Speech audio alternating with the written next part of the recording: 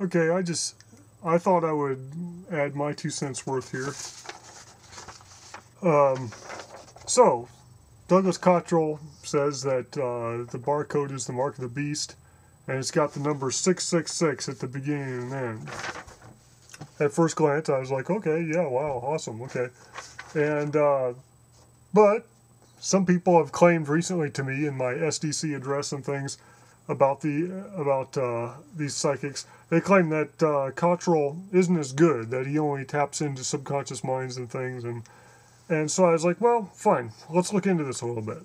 666 in the barcode, eh? So I read up on the barcode. Here's our typical barcode.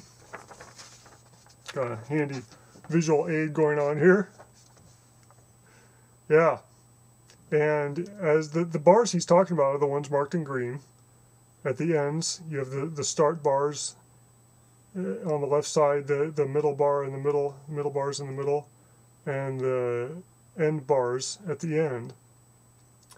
And in the literature that I was reading on the UPC code, those aren't even referred to as numbers, they're referred to as the start, middle, and end portions, and the middle bars separate the left and right sides from the code.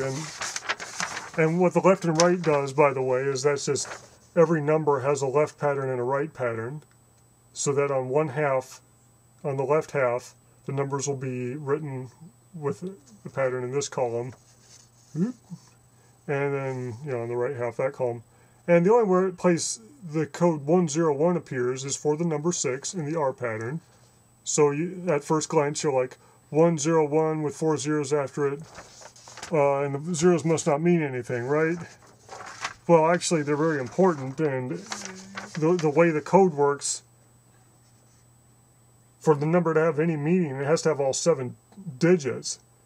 And they have a close-up for the number 4 there, and it shows a pattern 1011100, and that would be the R pattern for number 4, and it's on the right hand side. So what am I getting at here?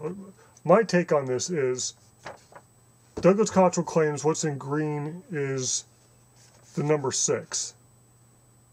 666. My argument is this: in straight up binary, the pattern 101 means 5, not 6.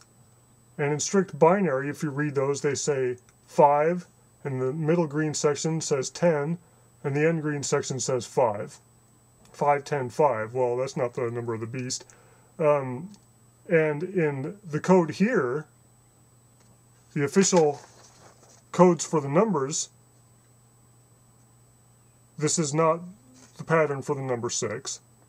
Because it would require 7 digits. And these are arbitrary patterns that were designed for ease of readability and stuff for this code by IBM, I think, back in the day. So,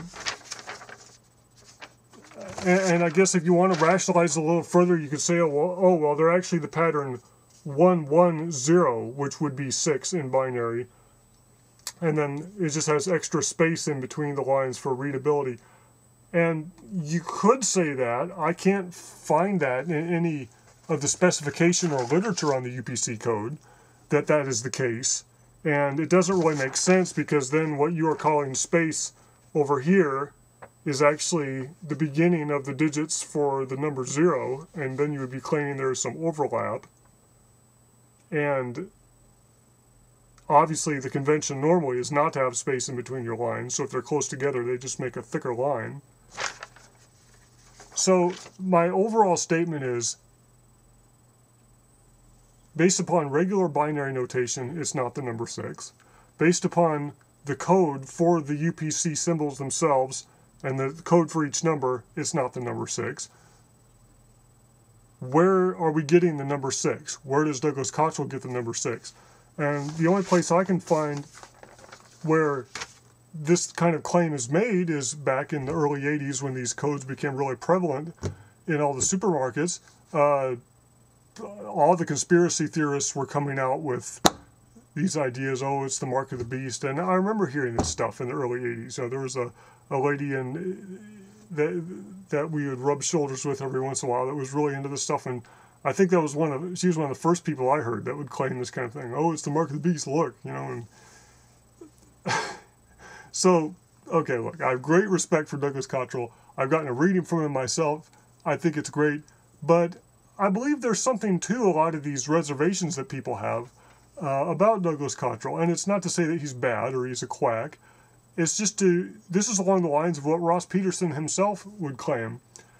And even Ross Peterson said, I'm not as good as Casey, you know, while he was in trance. He was I'm not as good as Casey. I get to levels like 8 and 9, and Casey got to levels 9 and 10 or whatever. And I think what's going on here, and Cottrell would very likely agree, is that Cottrell's maybe hitting some other not quite as high levels, maybe levels 6 and 7. And what does that translate into? Well, I think it translates into just being in a lighter state of hypnosis, where you're tapping into the subconscious mind of Cottrell, perhaps the operator, perhaps the person asking questions. And he keeps talking about he's touching other minds. Well, I think it's very likely that he's touching the subconscious minds of all humanity, and maybe even people from the past or future or whatever, and other non-human entities, some equivalent level, you know what I'm saying, of consciousness. So a level where people are aware of everything they've read and come across, but you also get the limitations of their perspective and opinions and what they may not have run across. And it seems like the subconscious has a way of believing everything it's told, you know. So whatever the best working hypothesis is for a given topic, in this case the mark of the beast, that would be what you get when you ask the source or ask the channel. You would get the best working hypothesis.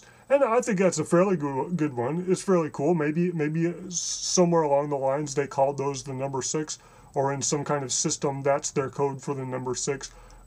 I haven't found that in the literature. It could have been true at some point, or it could have just been manufactured by conspiracy theorists, but still kind of compelling that there's this pattern of 3 similar looking digits that are part of the code.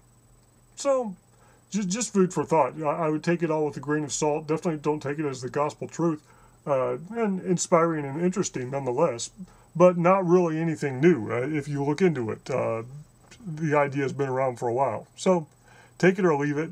Very fascinating reading. Thanks Rumps and Regolin for posting it up there and all this other stuff.